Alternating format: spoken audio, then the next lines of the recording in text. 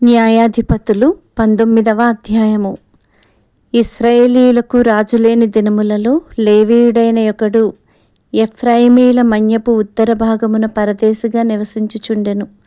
అతడు యూదా బెత్లెహేములో నుండి ఒక స్త్రీని తనకు ఉపపత్నిగా తెచ్చుకొనగా, అతని ఉపపత్ని అతనిని విడిచి ఒకనితో వ్యభిచరించి యూదా బెత్లెహేములోని తన తండ్రి ఇంటికి పోయి అక్కడ 4 నెలలుండెను.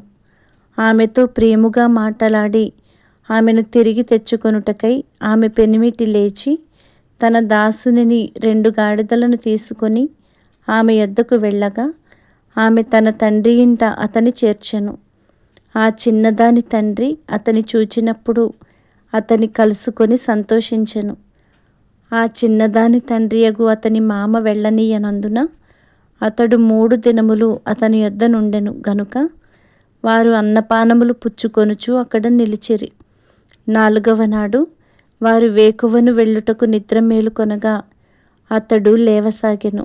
అయితే ఆ చిన్నదాని తండ్రి, నీవు కొంచెము ఆహారము పుచ్చుకొని తెప్పరిల్లిన తరువాత నీ త్రోవను వెళ్ళవచ్చునని తన అల్లునితో అనగా, వారిద్దరూ కూర్చుండి అన్నపానములు పుచ్చుకొనిరి.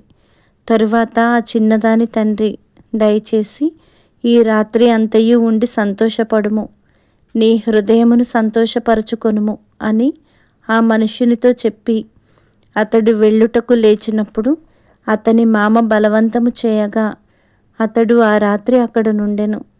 5వ దినమున అతడు వెళ్ళవలెనని ఉదయమున లేచినప్పుడు ఆ చిన్నదాని తండ్రి, నీవు నీ ప్రాణము బలపరచుకొనుమని చెప్పినందున వారు ప్రొద్దువాలు వరకు తడవు చేసి ఇద్దరూ కూడి భోజనము చేసిరి.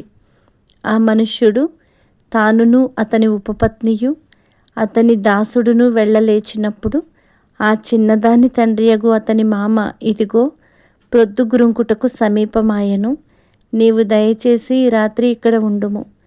ఇదిగో ప్రొద్దుగురుంకుచున్నది, సంతోషించి ఇక్కడ రాత్రి గడుపుము. రేపు నీ గుడారమునకు వెళ్ళుటకు నీవు వేకువనే లేచి నీ త్రోవను పోవచ్చునని అతనితో చెప్పినను అతడు అక్కడ ఆ రాత్రి గడపనొల్లక లేచి వెళ్ళి యెబూసను యెరూషలేము ఎదుటికి వచ్చెను.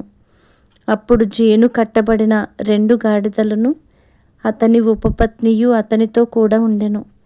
వారు యెబూసునకు సమీపించినప్పుడు పొద్దు చాలా వ్రాలెను గనుక అతని దాసుడు, మనము యెబూసీయులదైన ఈ పట్టణము ప్రవేశించి దానిలో ఈ రాత్రి బస చేయుదము రండని తన యజమానునితో చెప్పగా, అతని యజమానుడు, ఇశ్రాయేలీలు కాని అన్యుని పట్టణము ప్రవేశింపము, గిబియా వరకు ప్రయాణము చేయుదుమనెను. మరియు అతడు, నీవు రమ్ము, ఈ స్థలములలో ఏదో ఒక ఊరికి సమీపించి గిబియాలోనే గాని రామాలోనే గాని ఈ రాత్రి బస చేసేదమనెను. అప్పుడు వారు సాగి వెళ్ళుచుండగా బెన్యామీనీయుల గిబియా దగ్గర నున్నప్పుడు ప్రొద్దుగుంకెను. కావున వారు గిబియాలో ఆ రాత్రి గడుపుటకు అక్కడికి చేరసాగిరి. అతడు చేరి ఆ ఊరి సంత వీధిలో నుండెను. బస చేయుటకెవడునూ వారిని తన ఇంటికి పిలువలేదు. ఆ చోటి మనుష్యులు బెన్యామీనీయులు. సాయంకాలమున ఒక ముసలివాడు పొలములోని తన పని నుండి వచ్చెను. అతడు ఎఫ్రాయిమీల మన్య ప్రదేశము నుండి వచ్చి గిబియాలో నివసించువాడు.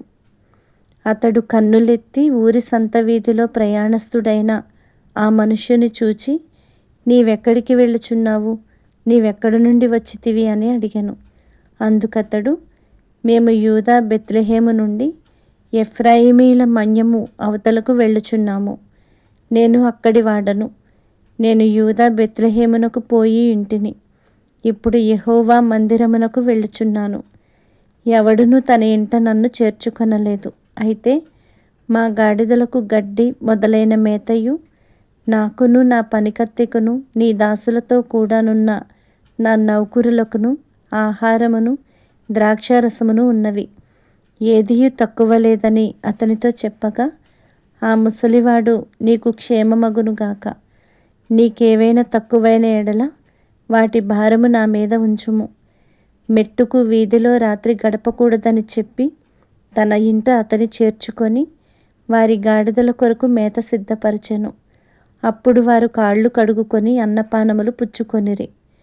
వారు సంతోషించుచుండగా ఆ ఊరి వారిలో కొందరు పోకిరులు ఆ ఇల్లు చుట్టుకొని తలుపు కొట్టి, నీ ఇంటికి వచ్చిన మనిషిని మేము ఎరుగునట్లు అతని బయటికి తెమ్మని ఇంటి యజమానుడైన ఆ ముసలివానితో అనగా, ఇంటి యజమానుడైన ఆ మనుష్యుడు వారి యొద్దకు బయలు వెళ్ళి, నా సహోదరులారా, అది కూడదు, అట్టి దుష్కార్యము చేయకూడదు. ఈ మనుష్యుడు నా ఇంటికి వచ్చెను గనుక మీరు ఈ వెర్రి పని చేయకుడి.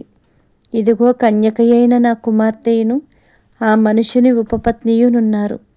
నేను వారిని బయటికి తీసుకొని వచ్చెదను.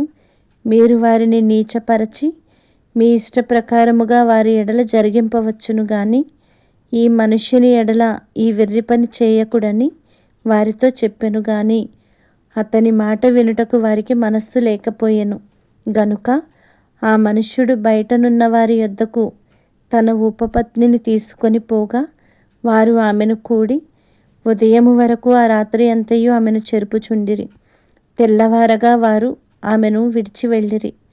ప్రాతకాలమున ఆ స్త్రీ వచ్చి వెలుగు వచ్చు వరకు తన యజమానుడున్న ఆ మనుష్యుని ఇంటి ద్వారమున పడి ఉండెను. ఉదయమున ఆమె యజమానుడు లేచి ఇంటి తలుపులను తీసి తన త్రోవను వెళ్ళుటకు బయలుదేరగా అతని ఉపపత్ని అయిన ఆ స్త్రీ ఇంటి ద్వారమునొద్ద పడి చేతులు గడప మీద చాపియుండెను. అతడు లెమ్ము వెళ్ళుదమనగా ఆమె ప్రత్యుత్తరమియ్యకుండెను గనుక అతడు గాడిద మీద ఆమెను ఉంచి లేచి తన చోటికి ప్రయాణము చేయసాగెను. అతడు తన ఇంటికి వచ్చినప్పుడు కత్తి పట్టుకొని తన ఉపపత్నిని తీసుకొని ఆమెను ఆమె కేళ్ల ప్రకారము 12 ముక్కలుగా కోసి ఇశ్రాయేలీల దిక్కులన్నిటికీ ఆ ముక్కలను పంపెను. అప్పుడు దాన్ని చూచిన వారందరూ, ఇశ్రాయేలీలు ఐగుప్తు దేశములో నుండి వచ్చిన దినము మొదలుకొని నేటి వరకు ఇలాంటి పని జరుగుటయైనను వినబడుటయైనను లేదు. మీరు ఇది మనస్సుకు తెచ్చుకొని దీనిని బట్టి ఆలోచన చేసి దీనిని గూర్చి మాటలాడుడని ఒకరితోనొకరు చెప్పుకొనిరి.